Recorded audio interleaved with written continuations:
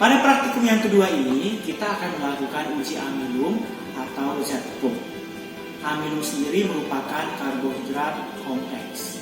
Amilum memiliki ciri-ciri tidak larut dalam air, tidak berbau, tawar, dan berwujud bubuk putih. Untuk amilum sendiri merupakan hasil dari fotosintesis. Kemudian di sini juga ada iodin, ya kalian bisa lihat ini adalah iodin. Iodin ini adalah reagen atau zat yang digunakan untuk menguji apakah suatu makanan itu mengandung amilum atau tidak. Jika makanan setelah kita tetesi dengan iodin ini berubah warna menjadi biru kehitaman, maka bahan makanan tersebut mengandung amilum. Jadi semakin pekat warnanya, maka amilum yang terkandung dalam bahan makanan tersebut semakin tinggi.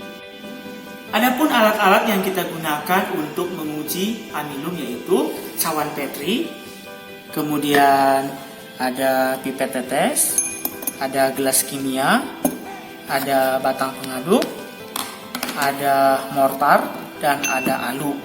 Nanti mortar dan alu ini bertujuan untuk menghaluskan bahan makanan yang berupa padatan.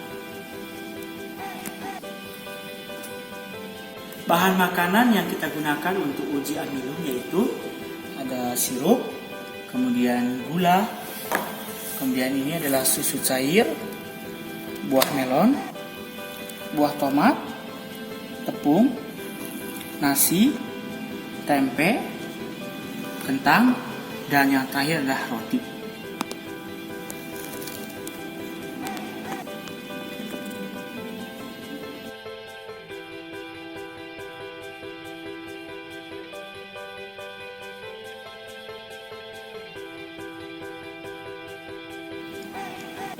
Cara kerja yang pertama untuk melakukan uji amilum yaitu kita harus menghaluskan semua bahan makanan yang berupa padatan, misalkan tepung, nasi, tempe, kentang, roti, gula, melon, dan tomat.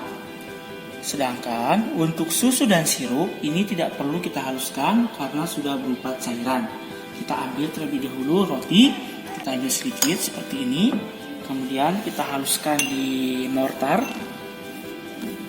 Oke, seperti ini. Kita haluskan.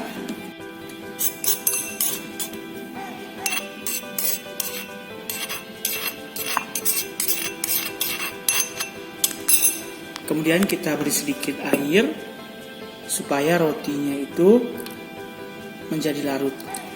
Kemudian kita aduk dengan batang pengaduk secara pelan-pelan seperti ini.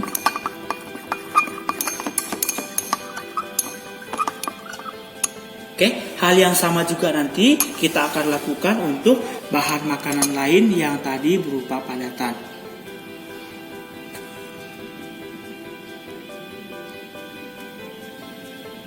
Semua bahan makanan yang akan kita uji dengan amilum, kita masukkan ke dalam gelas kimia seperti ini. Jangan lupa untuk masing-masing bahan makanan, kalian beri label nama supaya tidak tertukar. Kita akan menguji 10 bahan makanan seperti ini. Dan juga kita siapkan reagen atau zat indikator berupa iodin. Ya, iodin ini kita sudah encerkan terlebih dahulu supaya tidak terlalu pekat. Maka langkah berikutnya yang harus kita lakukan adalah masing-masing jenis bahan makanan ini kita ambil 20 tetes. Ini saya ambil dulu adalah zat tepung. Oke, kemudian diteteskan di cawan Petri sebanyak 20 tetes. 1, 2,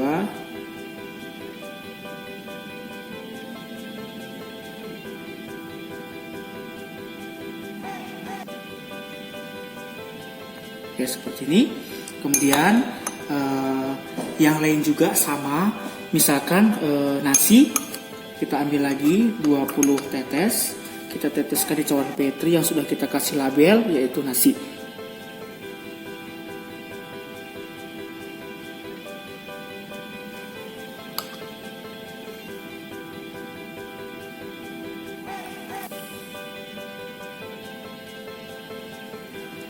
Dan semua bahan makanan kita lakukan sama seperti tepung dan tadi nasi. Jadi masing-masing cawan Petri ini kita akan isi dengan bahan makanan sebanyak 20 tetes sesuai dengan namanya. Di sini sudah disediakan namanya.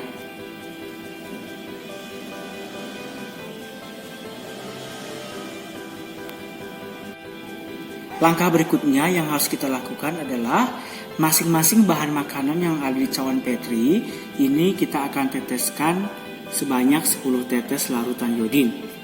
Oke, sekarang kita ambil larutan iodinnya sebanyak 10 tetes ke tepung.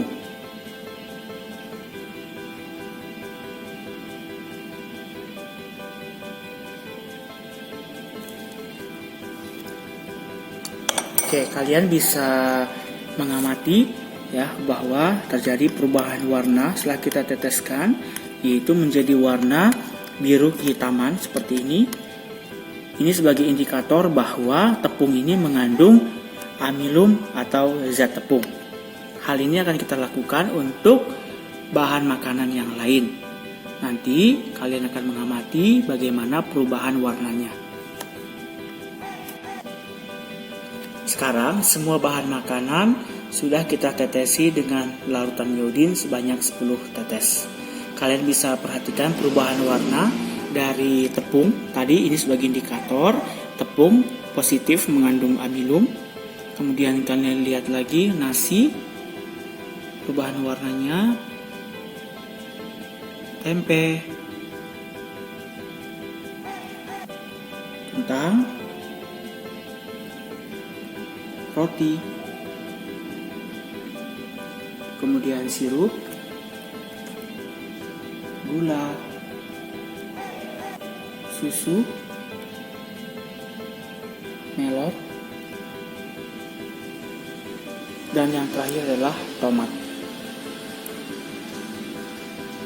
Maka tugas kalian berikutnya adalah kalian menganalisis dan mengidentifikasi dari 10 bahan makanan ini, bahan makanan yang mana saja yang mengandung banyak amilum. Nanti kalian akan tuliskan di LKS untuk masing-masing bahan makanan.